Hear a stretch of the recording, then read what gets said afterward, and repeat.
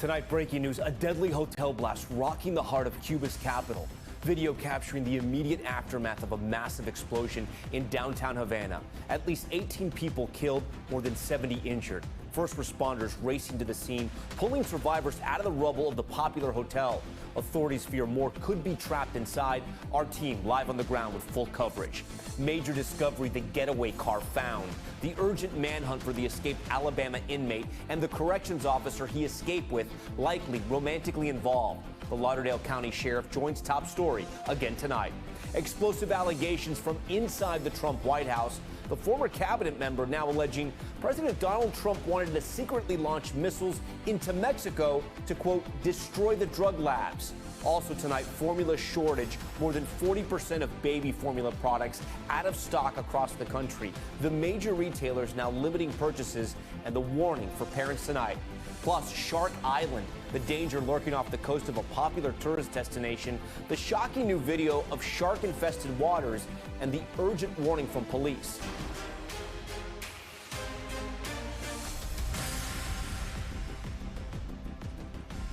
And good evening. Welcome to Top Story. Tonight, a hotel that once served as a hotspot for celebrities visiting Cuba, now a site of total devastation. The desperate search for survivors still underway tonight.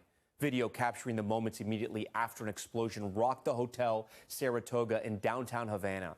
Smoke rapidly swallowing the once grand building just blocks away from the Capitol building. First responders and civilians alike racing to the scene, pulling the injured from the rubble. At least 18 people killed, more than 70 hurt in that explosion. The search for survivors continues into the night. Authorities fearing more could be trapped underneath that rubble. The blast sparking fears of a bombing or a coordinated attack, but authorities late today revealing a gas leak may have been to blame. NBC's Ed Augustin is on the ground in Havana tonight and leads us off. Tonight, chaos and destruction on the streets of Havana. Civilians pulling people from under the debris after an explosion at a downtown hotel. A bloodied elderly woman being held up as she sits amongst the rubble. Nearby cars crushed by the building's facade. Rescuers searching for survivors still trapped inside the historic Hotel Saratoga. According to Cuban officials, at least 18 have been confirmed dead, more than 70 injured. Among the dead, a pregnant woman and a child. The plumes of smoke seen from blocks away after the blast. The area blanketed in ash as a crowd filled the plaza between the Capitol building and the hotel. Rescue workers and police cordoning off nearby buildings. In front of the hotel, over 10,000 Cubans talking amongst each other, looking for loved ones and taking photos and videos. The explosion had been so powerful, it had smashed glass in bookstores and restaurants blocks away. The explosion leading many to think it was a bomb. But the Cuban leader, Miguel Díaz-Canel, dismissing that,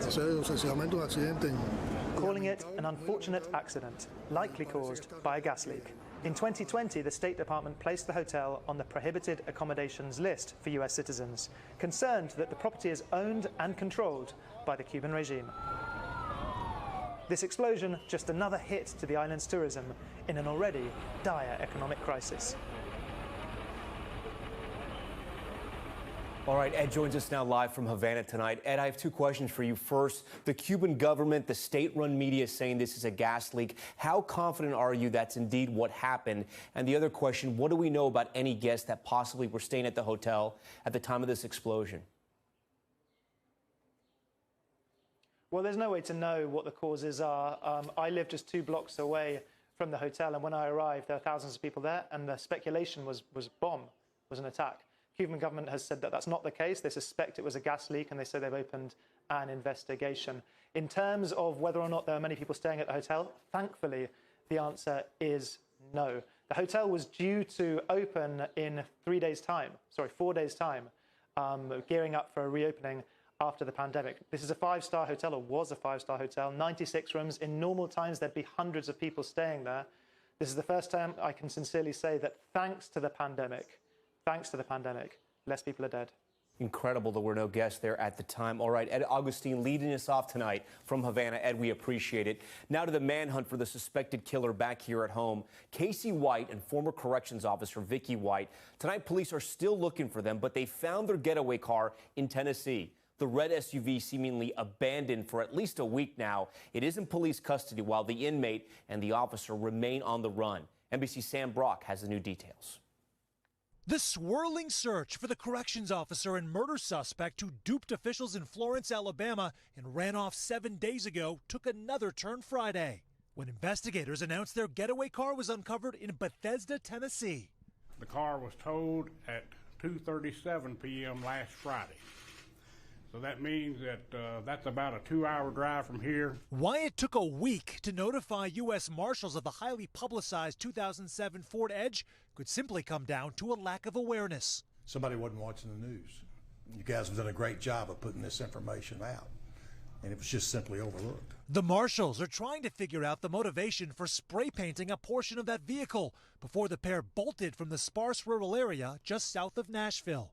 Where they're headed and how continues to confound investigators. But there was a great deal of planning that went into this. And oftentimes individuals that escape from institutions plan the escape, but they don't plan what to do after that escape. Obviously, in this case, these individuals have done a good job of that. The district attorney says Vicky White managed to extract some $90,000 from a number of banks in the days leading up to the jail escape, which was captured on surveillance video. The deputy freeing a man serving a 75-year prison sentence for violent crime who also faces capital punishment in a different case and now is the subject of yet another investigation. A death previously ruled a suicide in 2008 of his then-girlfriend, Christy Shelton. So Casey White was with my mom the night that she committed suicide. Nothing was really ever investigated. Her daughter blurred for safety, flagging the case for authorities. The Marshals also just released new photos of the gargantuan 6'9" Casey with tattoos on his chest, arms, and back. They also drop renderings of the blonde deputy in what she would look like with dark-colored hair, as officials say they've likely both altered their appearance. Investigators trying to use all the resources they can. Sam Brock joins us now from Florence, Alabama. So, Sam, finding that car in Tennessee, a little bit of a setback for investigators. Where does the investigation stand right now? So the reality, Tom, is the car was found in the middle of nowhere in Bethesda, Tennessee. It's about 50 minutes south of Nashville. There was nothing inside of the car. So what investigators are doing right now is they're combing that area. They're going to gas stations, neighbors, any people or sources of video that they can find to try to pinpoint where Casey and Vicky White were and at what point in time. They're also going out and trying to track down relatives for these guys because Casey White does have family in the area. I'm told from the U.S. Marshal Service they have connected with all of their family members at least once or twice, but they're trying to piece this thing together and at the moment have no clue where these two are. Sam Brock, who has been on top of this story from the get-go. Sam, we thank you for that. We are joined now by Lauderdale County Sheriff Rick Singleton. Sheriff, thank you for joining Top Story again this week. I first want to put up this map for our viewers. This is the journey where the getaway car essentially ended up, Bethesda, Tennessee. It's about 100 miles from Florence, Alabama, where you are right now. What, if anything, does this tell you about the direction the couple was going or what they plan on doing? Well, it tells me they were obviously, of course, headed north. Don't know what they were doing. Obviously taking back roads, not staying on the main highways, and that's something that we'd heard that he might do. So, we're just excited. We finally got a break, and at least we know what direction they were headed. That's more than we knew yesterday. Sheriff, it took more days than you probably wanted to figure out where this car was. Is there enough communication and coordination between your department, which is in a small town in Alabama, and the rest of the United States? Oh, absolutely. The U.S. Marshals Fugitive Task Force is actually leading the search for these inmates, for Casey White and Vicky White, and they have all their resources available to us. Probably we have over 100 agents right now working on this case. So Bethesda is about an hour away outside of Nashville, which is a big urban area. Do you think they're trying to get to a big city to kind of blend in and maybe hide out, or do you think they're going to try to find some rural area to stay low for several weeks? Well, either one's an option. You know, obviously in a big city, he might not stand out quite as much, but there are also a lot more eyes that can spot him. So, you know, I really don't know at this point what their plan might be. You know, we heard there in Sam's report that U.S. Marshals have been in contact with a lot of Vicky, who's the corrections officer who worked for your department, a lot of her family members, people who knew her. What's been the reaction from the people that knew Vicky best about what's happening right now? Well, I think the first day or two, everyone was just in shock that this would happen as we've investigated and gotten more information about actually what went down last Friday. I think the general feeling right now is I think people are starting to get angry that she would pull a stunt like this. You know, you've learned in the course of your investigation that Vicky had aliases and other IDs. Do you think at this point that Casey White also has a phony ID of his own? I think it's very possible.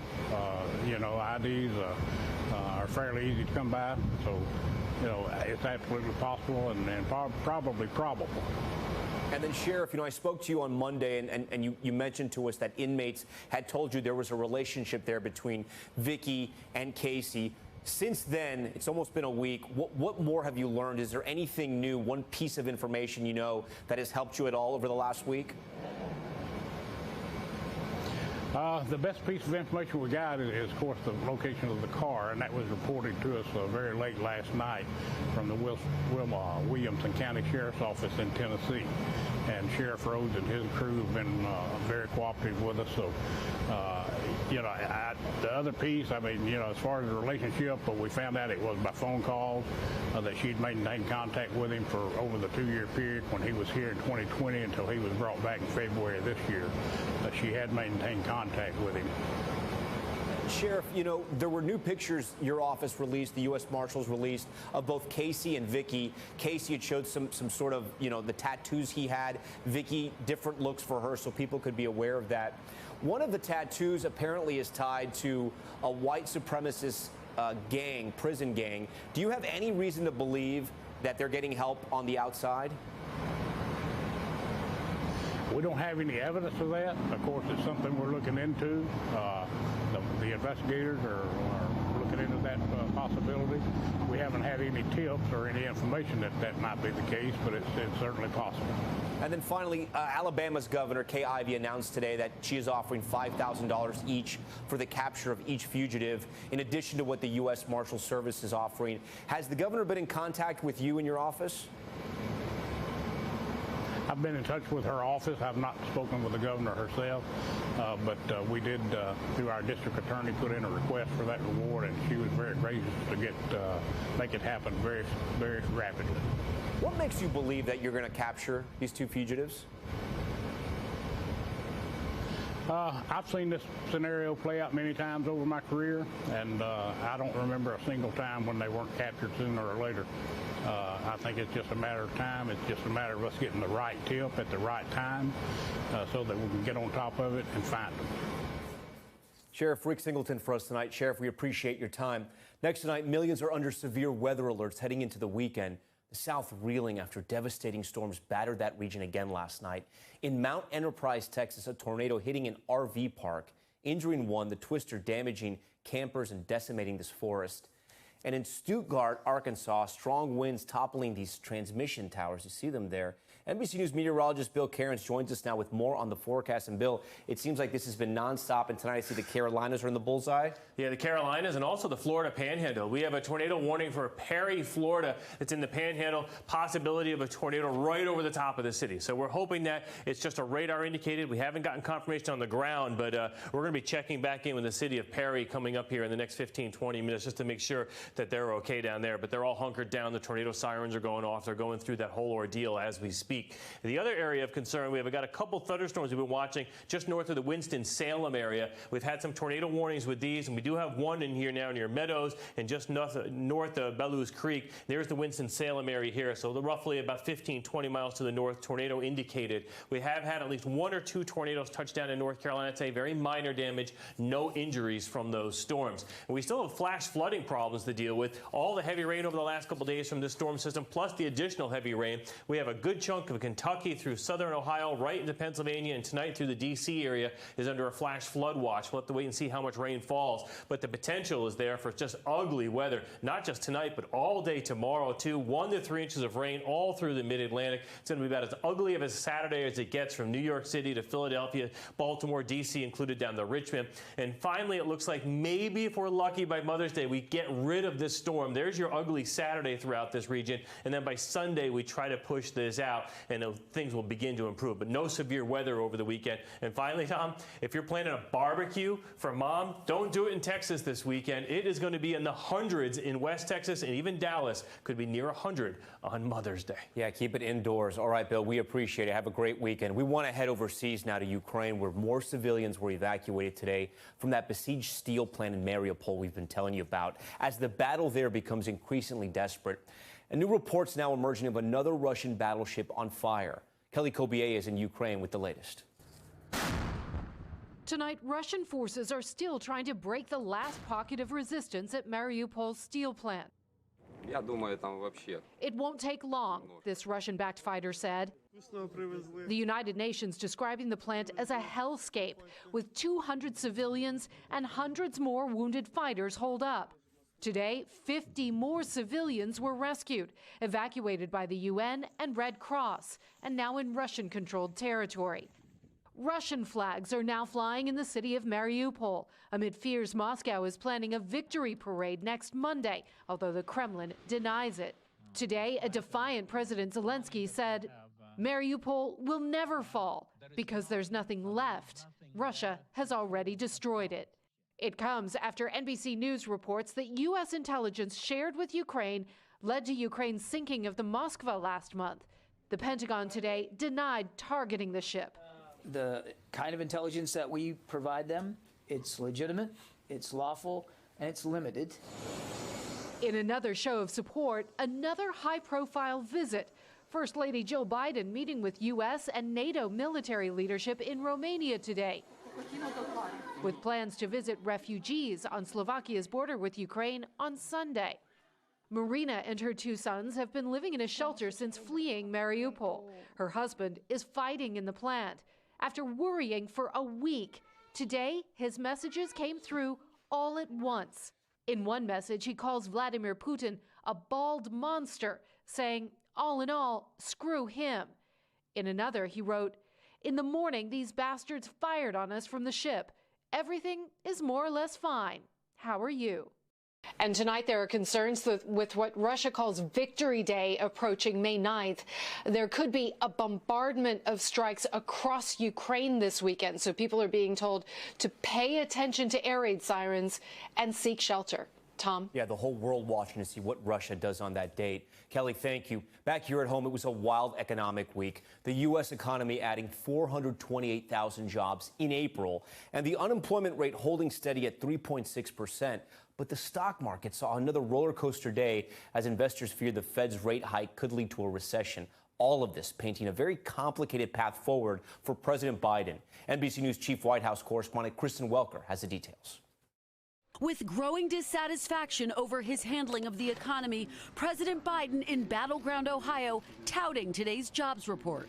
We have now created a total of 8.3 million jobs in my first 15 months in office. With 428,000 jobs added to the U.S. economy in April, the country has gained back 95% of the jobs lost early in the pandemic, creating opportunities for people like new graduate Jordan Whitted, who just started a communications role with an arts nonprofit. And it gave me an opportunity to really loop in my hobbies and my interests as more money, different title, different organizational structure.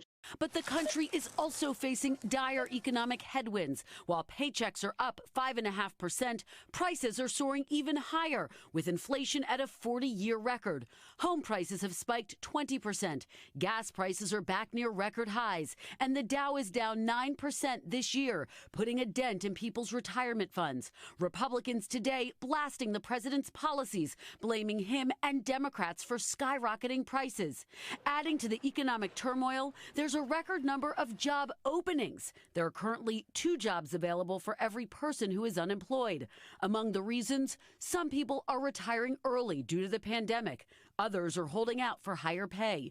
Businesses like Precision Landscaping in Portland, Oregon, say they've had to increase salaries and even turn down new customers. It has been hard to find employees because it's become a much more challenging environment to find employees. We get competition from areas that we once didn't. NBC News White House correspondent Kristen Welker joins us now. Kristen, nearly every single American is feeling this economy, and polls are now showing that as well. They absolutely are, Tom. You are right. Recent polls, in fact, show just a third of the country approves of the president's handling of the economy. It's really adding to the list of concerns for Democrats as the midterms approach. The reality is there's just not much the president can do on his own to lower inflation. Still, you can expect Mr. Biden and Democrats to continue to press Congress to act on his agenda to lower prices on things like prescription drugs and child care. For their part, Republicans will continue to blame the president and his party for the ongoing economic hardships, and it's hard to see anything getting passed in Congress before the midterms, Tom. Kristen Welker reporting from the White House tonight for us. Kristen, we thank you. For more on President Biden's handling of the economy and other major political headlines this week, I want to bring in NBC News political director and moderator of Meet the Press, Chuck Todd. So, Chuck, the Biden administration is up against some serious headwinds, right, with interest rates up. They're trying to offset the staggering inflation, which may be nearly impossible in the short term. As we heard from Kristen there, the majority of Americans are unhappy with how Biden is handling the economy. How do Democrats run in tough races heading into the midterms on this economy, or ways to fix it? Well, look, they're trying. And I'll tell you this, there's a couple of things that I saw this week that they attempted to do. There's some new advertising they're trying. I would call it the feel your pain approach, which is they're trying to say, hey, we inherited a terrible situation, and in a short period of time, we were able to bring jobs back and this or that. And now we're trying to tackle high costs of living issues. So they're trying to find a way to both sell what they did and say, hey, look, there's a reason the job market is hot. There's a reason certain things are going well. And they're trying to show that we're aware that you have these issues. But look, there's not a lot they can actually do, right? The Federal Reserve really is the best tool in the toolbox here.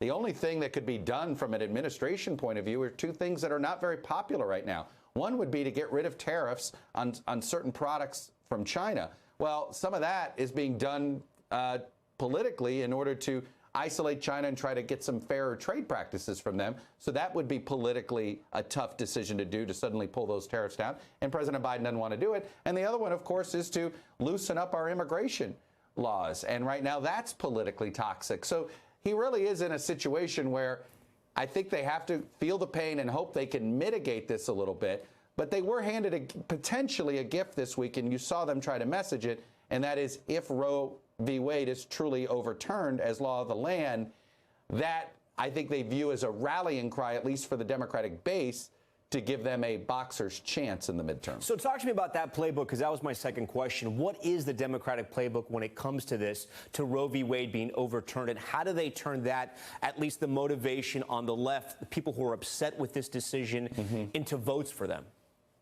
Well, look, it is one of the biggest deficits that Democrats usually have in the midterms is getting younger voters out, voters under 40. Look, they win voters under 40 by nearly 2-1. And in presidential years, they've been an important part of the Democratic coalition. Getting them out in midterm years hasn't been easy. In 2018, the younger vote did come out, and Democrats did well. They took back the House. If the issue of abortion doesn't motivate this group of voters, then nothing else will. So I think that's what the Democrats see as sort of a way to level the enthusiasm playing field. Look, the right is fired up. They're not in power. Trump's got them fired up for various reasons on a sort of a fear platform. And now Democrats have their own version of fear. Fear is what, I think I said this to you earlier this week, fear has been driving our politics for some time now. And Democrats didn't have something to rally the base around in fear, right? And now they do. And I think assuming this opinion is what it is, and that's a big assumption. We don't know that this will be the final decision. But if Roe is overturned, I do think it will at least level the playing field when it comes to base turnout. It gives Democrats something, maybe even some motivation heading into those midterms. Chuck, I want to talk about maybe the biggest headline in the political world all week, which was Meet the Press Daily becomes Meet the Press Now. You're coming over to Now full-time Monday through Friday. We love that. We hope we're still going to see you on Top Story on a regular basis. Hopefully more so. I do want to get your take on something, because if you go back into the Chuck Todd archives, a lot of people may not know this. Before your successful TV career, you ran the Hotline, which was a political newsletter at the National Journal, which was way ahead of its time. Every news organization now has a newsletter, multiple newsletters. You're making the choice, and from my sources, I heard a lot of this was your decision. You wanted to come to streaming. What do you see there, and what's the trend, not only for people who love political news, but news in general that you see? Well, Tom, I just look at my own habits. Look, you know, you and I are pretty big sports fans. You know, I love watching my friend Tony Kornheiser in Part of the Interruption. I have not watched it on a linear version of the broadcast in 3 years. Right? I go and watch it on demand, on my time. We live in an on-demand world. We need to go where people are at. And this is where people are at, particularly when we're trying to break through bubbles. I do think that, look, for better or for worse, linear television has created also some information bubbles. I think in the streaming world, we don't have those hardened bubbles. And, you know, we're broadcasting for a larger chunk of the country, not just to certain segments of the population, too. So I just think that in this day and age, when we want to break through some of these information bubbles, we want to be where people are at in their real lives and not just talk to one group of Americans. You know, look, if NBC News Now existed 10 years ago, Meet the Press would have been on it 10 years ago, right? But this is where it is. You know, it's here now. It makes a lot of sense for us. I look forward to having political analysis every day that is consumable, on demand, but also in real time. And look, it's just exciting for all of us at NBC News that we have this platform. And we see this is a growing platform. I don't know about you, I like to be in places that are growing, not shrinking. No, I agree. And this is what makes it so exciting. Yeah, I think the biggest change was before the viewer had to find us. Now we have to find the viewer. And with we do, and we got to push. We got to push. And with Now, you can be wherever the viewer is at any time. Chuck, congratulations. Great to have you part of the bigger family here and Now. We look forward to it, man. Congrats. And we look forward to having your team over here, too. All right. I'm just happy to join you in the neighborhood. That's for sure. All right, Chuck Todd for us. Coming up, the scary moment at a Dallas intersection, the car crash that sent an NFL owner to the hospitals, caught on camera. Look at that. Who was inside? Plus the urgent warning for beachgoers. All those black dots there, those are sharks. Just below the surface, we'll tell you where this is. And the baby formula shortage leaving families scrambling. Have you heard about this? Why experts warn you shouldn't try to make your own recipe at home. Priscilla Thompson has been working this story all day for us. She's in the house on this Friday night with the crucial tips for parents. Top story, just getting started. Stay with us. Back now with the troubling news for parents of newborns. Families are struggling to find baby formula right now, and it's a nationwide shortage. Retailers limiting the number of formula people can even buy. Some parents are taking drastic measures which could lead to harmful consequences. Priscilla Thompson has more.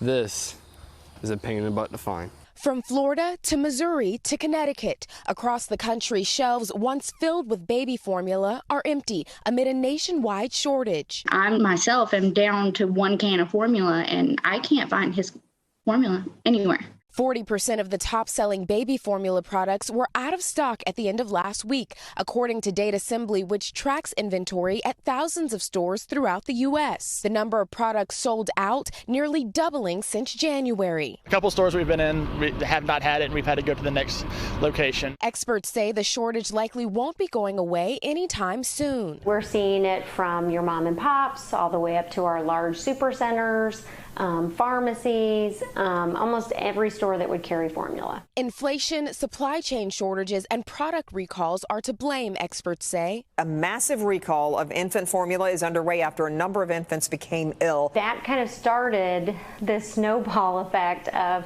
some formula removed from the shelves, other formulas being purchased at a higher volume, and then distributors not being able to keep up. I was crying on the phone with this doctor. I'm like, how am I going to feed my kid? Some stores now placing a cap on how much customers can buy. supply. I ordered some online and they'll limit what you can order. Parents on the hunt for formula say they're seeing a disturbing trend emerging online. They're going to the stores and grabbing what they can find and selling it to people that do need it for more than the double or triple the price. We found many examples of people selling formula online secondhand, priced at double or even more than what they cost at major retailers that are often sold out. I get it. Everybody's trying to make money, but you're making these babies suffer. Out of options, some parents now taking drastic measures, diluting the formula they do have. If you try to dilute the formula to try to make it last longer, that could have really serious medical impact on your baby. Others are making their own formula at home. YouTube searches for homemade baby formula up 211% last week. And there you have it, your very own organic homemade baby formula. Something doctors say can be life-threatening, causing foodborne illness and severe nutritional imbalances. The Food and Drug Administration issuing this warning. Homemade infant formula recipes have not been evaluated by the FDA and may lack nutrients vital to an infant's growth. The safest bet is store-bought brands regulated by the FDA, if you can get your hands on it. I get so excited when I find one bottle of formula. All right, Priscilla Thompson joins us now live on set here. So, Priscilla, we saw those grandparents, the regular parents trying to find formula. What can parents do?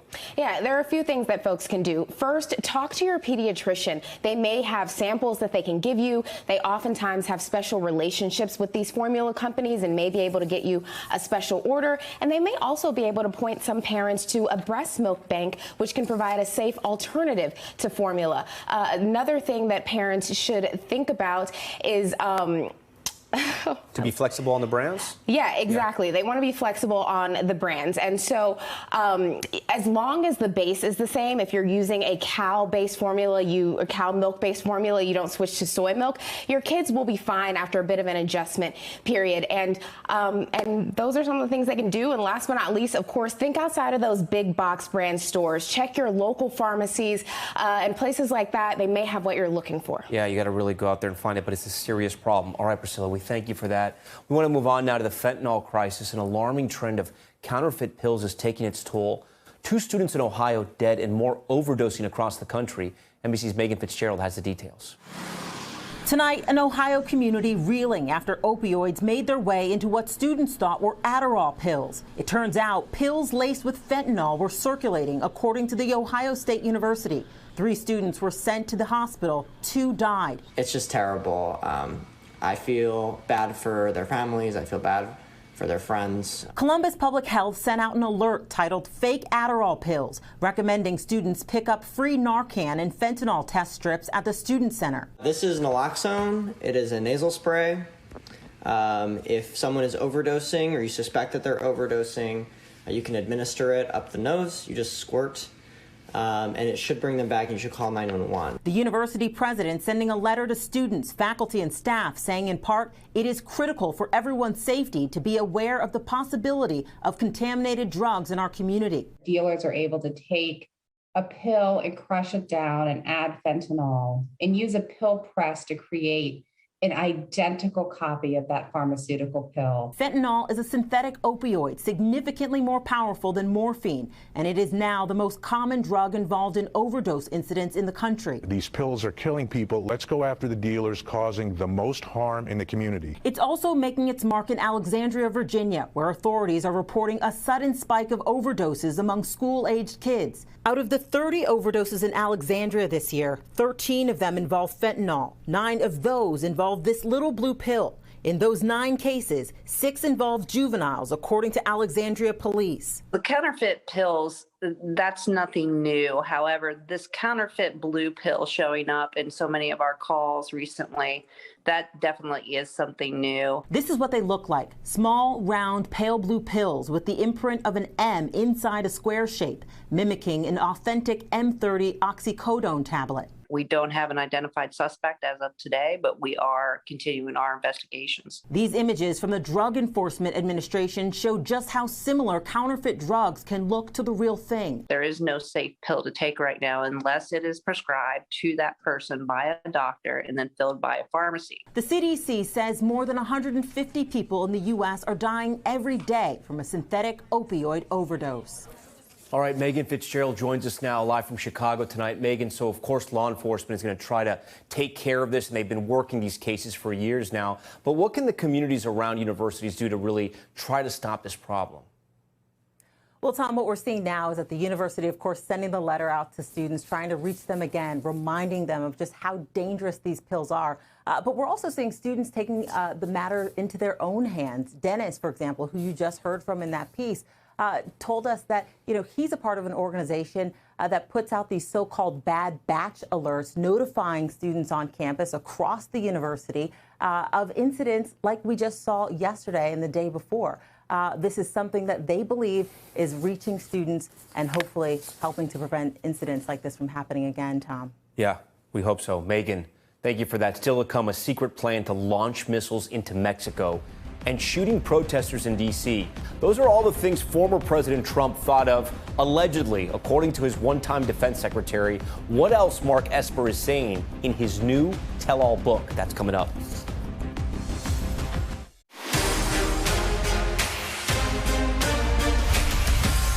All right, we are back now with Top Stories news feed, and we start with new video obtained by TMZ showing a car crash that sent Dallas Cowboy owner Jerry Jones to the hospital, and you'll see why.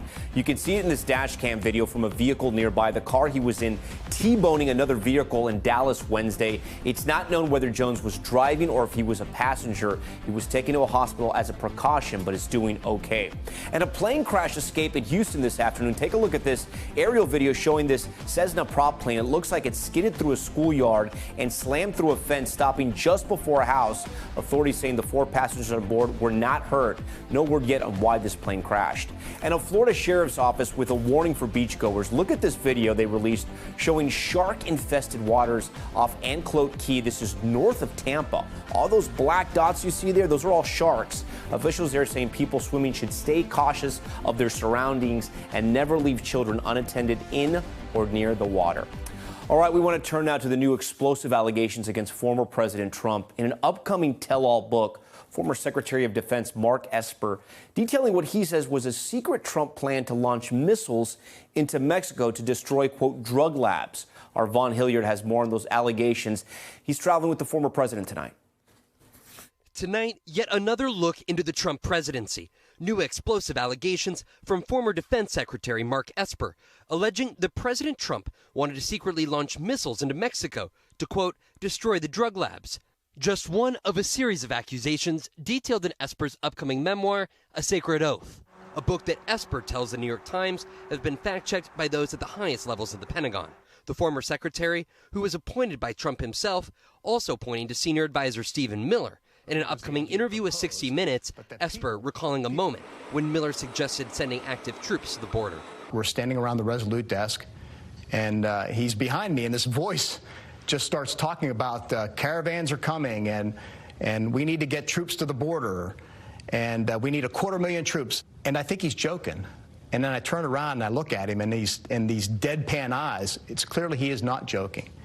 Esper says Miller continued to push for troops and later discovered the administration was already seeking to get approval until he squashed what he says was a ridiculous plan.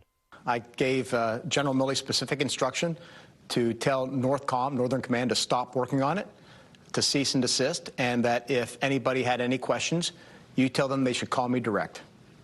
And I never got a phone call. In a response to NBC News, Stephen Miller denies his claim, but Esper says it didn't end there. The former defense secretary alleging in 2019, Miller suggested dipping killed ISIS leader Abu Bakr al-Baghdadi's head in blood as a warning to other terrorists. Esper says he shut it down, saying it would be a, quote, war crime.